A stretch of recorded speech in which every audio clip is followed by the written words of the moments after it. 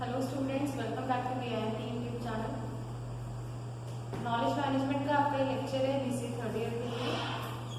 Last lecture में हमने पढ़ा था डेटा क्या होता है, इंफॉर्मेशन क्या होती है और नॉलेज क्या होती है।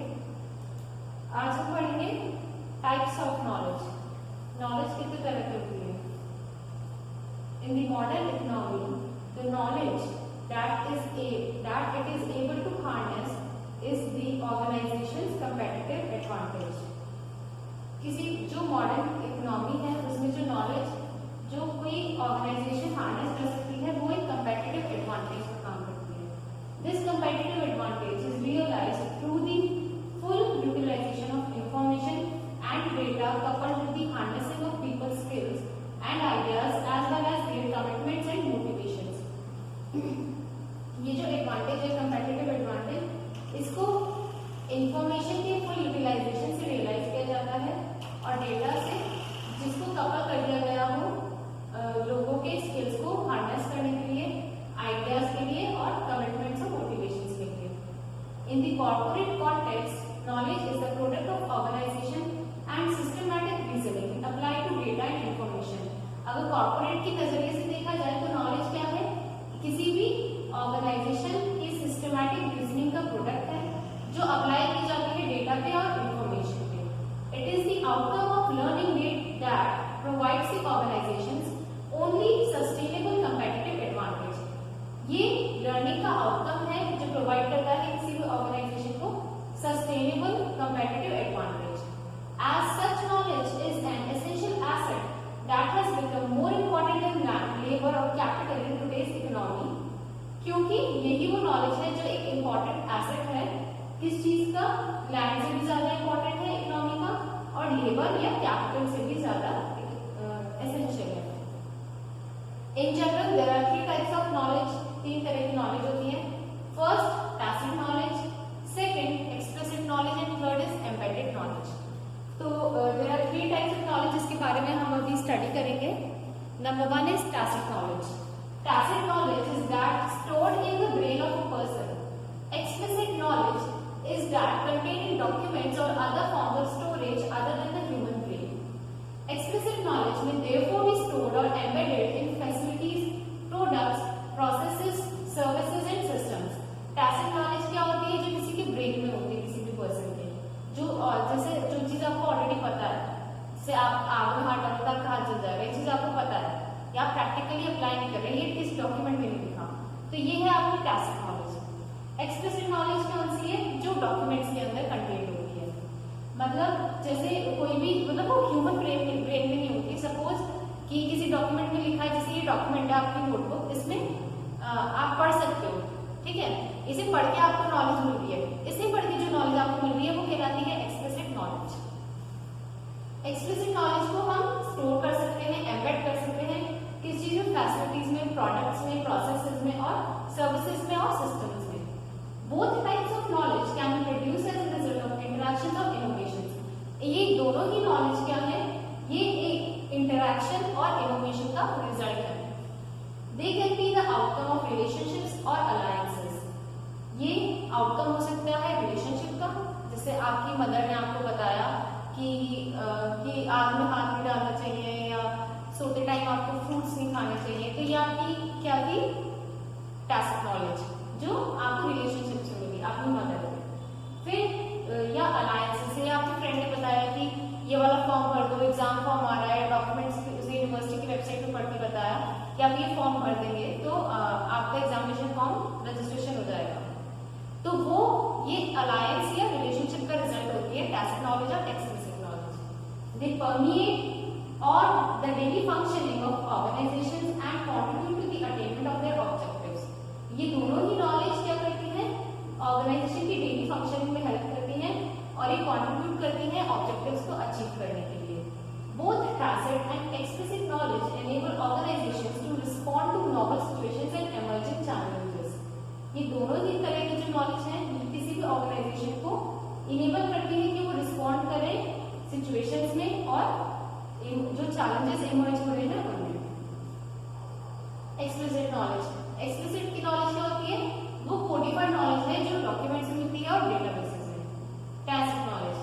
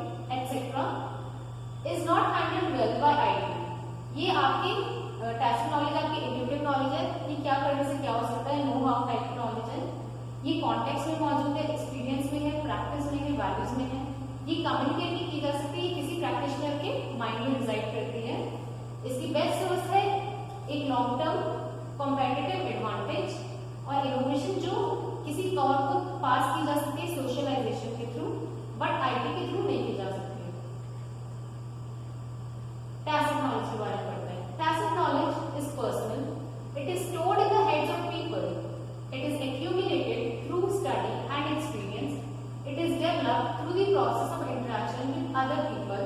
Tacit knowledge grows through the practice of trial and error and the experience of success and failure. Tacit knowledge क्या होती है? पर्सनल नॉलेज होती है। ये किसी भी लोग इंसान के हेड में होती है, ब्रेन में होती है। ये एक्यूमुलेट की जाती है, इस नॉलेज को हम अपने अंदर ऑब्जर्व करते हैं, एक्यूमुलेट करते हैं, पढ़ने से, पढ़ाई से या एक्सपीरियंस से। It is developed through the process of interaction with the other people. ये किसी एक इंसान, दो लोगों के बीच में इंटरेक्शन होता है तो उससे ये डेवलप होती है। Tacit knowledge grows through the practice of trial and error and experience of success and failure.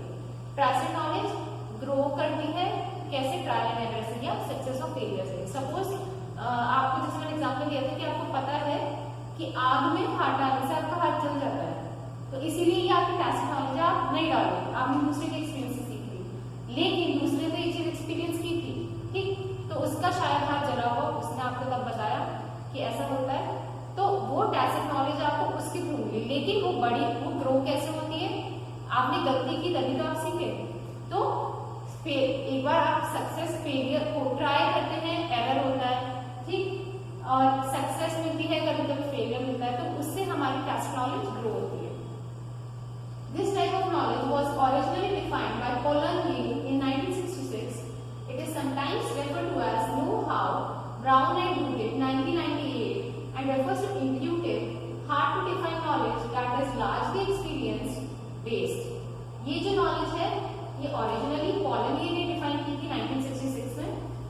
इसे कभी-कभी know-how knowledge भी कहते हैं, और ये रेफर करती है intuitive को, hard to define knowledge को, जो largely experience पे based है। Because of this, tacit knowledge is often context dependent and personal in nature. यही रीजन है कि tacit knowledge क्या होती है? कॉन्टेक्स्ट पे डिपेंड करती है और पर्सनल होती है नेचर में, मतलब किसी की पर्सनल इंफॉर्मेशन, पर्सनल नेचर होता है इसका। It is hard to communicate and deeply rooted in action, commitment and involvement. ये कम्युनिकेट करने में बहुत डिफिकल्ट है, ये एक्शन पे डिपेंड करती है, कमिटमेंट पे डिपेंड करती है और इन्वॉल्वमेंट पे डिपेंड करती है। ओके, टैसिट नॉलेज कहाँ पाई जाती है? लोगों के दिमाग में। तो tacit knowledge is found in the minds of human stakeholders. It includes cultural beliefs, values, attitudes, mental notes, models, etc., as well as skills, capabilities and expertise. Tacit knowledge mind से पाई जाती है लोगों के। इसमें include होते हैं cultural beliefs, कि आप क्या जानते हैं कि हिंदुइज्म जो रिलीजन है उसमें वो लोग भगवान को मानते हैं, क्रिश्चियनिटी है उनमें जीसस क्राइस्ट को मानते हैं, या मुस्लिम जो है वो अपने उनके कल्चरल बिलीव्स है वो अपने अल्लाह को मानते हैं। तो उनके दिमाग में जो नॉलेज है, ठीक है, वो हमारी टैसिट नॉलेज होती है ना। ये सारी जितनी भी नॉलेज है कल्चरल से रिलेटेड हो गई, या वैल्यूज हो गई, उनकी एटीट्यूड हो गए, उनकी मेंटल मॉडल्स हो गए, स्किल्स हो गए, कैपेबिलिटी हो गई, एक्सपर्टीज हो गई, ये सारी आती है आपकी टैसिट नॉलेज में। On this side I will generally limit tacit knowledge to knowledge embodied in people and refer separately to embodied embedded knowledge. इस बारे में मैं ये भी बोलना चाहूंगी कि टैसिट नॉलेज क्या है? टैसिट नॉलेज वो नॉलेज है जो लोगों के अंदर होती है, दिमाग में होती है, और इसे सेपरेटली हम रेफर करते हैं एम्बेडेड नॉलेज की तरह भी बोल सकते हैं हम इसको। Whenever making this distinction is relevant, हम जब भी इसको डिफाइन करते हैं तो ये डिस्टिंक्शन बहुत इंपॉर्टेंट स्ट्रक्चर है। अब पढ़ लेते हैं हम एक्सप्लिसिट नॉलेज क्या होती है। Explicit knowledge is codified. ये नॉलेज है कोडिफाइड, कोड के फॉर्म में प्रेजेंट होती है। It is stored in documents, databases, websites, emails and the like. ये नॉलेज आपकी कहाँ मिल पाई जाती है? आपके डेटाबेस में, डॉक्यूमेंट्स में मिल सकती है, ठीक, वेबसाइट में मिल सकती है, ईमेल्स में मिल सकती है और लाइक में मिल सकती है। It is knowledge that can be readily made available to others and transmitted or shared in the form of systematic and formal languages. ये वो नॉलेज है जो रेडिली इजीली अवेलेबल होती है दूसरों के लिए, और इसे ट्रांसमिट किया जाता है और शेयर किया जाता है सिस्टमैटिक और फॉर्मल लैंग्वेजेस की फॉर्म में। Explicit knowledge comprises anything that can be codified, document and archive. Explicit knowledge में आता है आपका वो सब कुछ जो कोडिफाई किया जा सकता है, डॉक्यूमेंट किया जा सकता है और आर्काइव किया जा सकता है, मतलब किया जा सकता है। These include knowledge assets such as reports, memos, business plans, drawings, patterns. इसमें आते हैं आपके knowledge assets जैसे कि reports आ गए, memos आ गए, business plan आ गए, drawing आ गई, patents आ गए, trademark आ गए, customer list आ गई, methodologies आ गई. And the like, they represent an accumulation of the organization experience kept in a form that can be readily accessed by interested parties and replicated if desired. इसमें क्या है कि किसी भी organisation का experience accumulated experience होता है जो इस फॉर्म में रखा जाता है कि वो इजीली एक्सेस कर लिया जाए किसे जो इंटरेस्टेड पार्टीज है उनके थ्रू और रेप्लिकेट कर लिया जाए जब इसकी जरूरत हो. In many organisations these knowledge assets are stored with the help of computers and information technology. सारी ऑर्गेनाइजेशंस में टैसिट नॉलेज एक्सप्लिसिट नॉलेज किस फॉर्म में सेव की जाती है? कंप्यूटर्स में इंफॉर्मेशन टेक्नोलॉजी की मदद से. अब हम पढ़ते हैं this type of knowledge is formalised and codified and is sometimes referred to as know what. ये नॉलेज क्या होती है? फॉर्मल होती है और इसे कोड किया जाता है और इसीलिए हम इसे नो व्हाट मतलब क्या चीज क्या होती है ये बताती है, जिसे डिफाइन किया ब्राउन एंड ड्यूबी ने 1998 में. It is therefore fairly easy to identify, store and retrieve. इसीलिए टैसिट एक्सप्लिसिट नॉलेज जो है आपकी वो आप इजीली आइडेंटिफाई कर सकते हैं, स्टोर भी कर सकते हैं और रिट्रीव भी कर सकते हैं. This is the type of knowledge most easily handled by knowledge management system. ये वो नॉलेज है जो easily knowledge management system handle कर सकता है, which are very effective at facilitating the storage, retrieval and modification of documents in text. और ये बहुत इफेक्टिव है किस चीज में? आपको स्टोरेज फैसिलिटेट करने में, रिट्रीव करने में और डॉक्यूमेंट्स और टेक्स्ट को मॉडिफाई करने में. Explicit knowledge is found in databases, memos, notes and documents etcetera. Explicit knowledge कहाँ पाई जाती है? आपके डेटाबेसेस में, मेमोज में, नोट्स में और डॉक्यूमेंट्स में. एम्बेडेड नॉलेज पढ़ेंगे हम नेक्स्ट टॉपिक. थोड़ा सा आप स्टार्ट कर देते हैं, थोड़ा सा हम नेक्स्ट लेक्चर में कवर करेंगे. So what is embedded knowledge?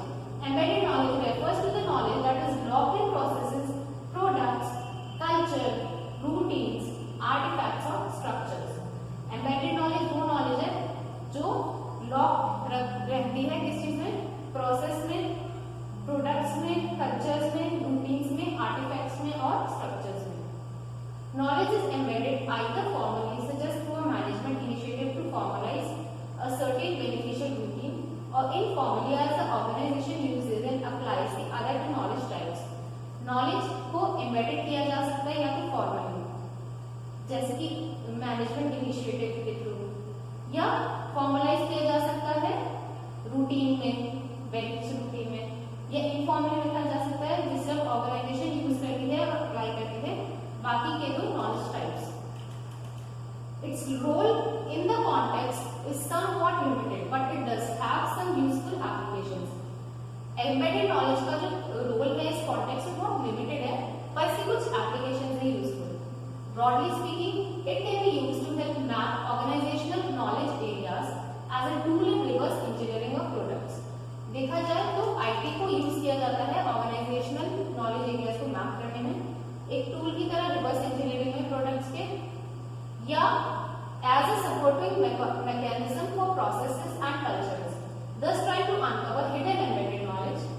However, it has also been argued that IT can have a disruptive influence on cultural and processes, particularly if implemented improperly. ये भी देखा गया है कि IT का एक disruptive influence होता है कल्चर पे, प्रोसेसेस पे, खासकर अगर इसे इम्प्लीमेंट किया जाए improperly. Embedded knowledge is found in rules, processes, manuals, organizational culture, codes of conduct, ethics, products, etc. It is important to note that while embedded knowledge can exist in explicit sources, the knowledge itself is not explicit. ये देखा जाता है कि embedded knowledge हालांकि exist करती है explicit sources में, पर ये खुद explicit नहीं होती. It is not immediately apparent why doing something this way is beneficial to organization. ये बात बहुत अनडाउटेड है, डाउटफुल है कि क्यों कोई चीज ऐसी बेनिफिशियल होती है ऑर्गेनाइजेशन के लिए, हालांकि वो एक्सप्लिसिट नहीं होती. नेक्स्ट टॉपिक जो है इंटरेक्शन है इन्हीं टाइप्स ऑफ नॉलेज के बीच में, वो हम कवर करेंगे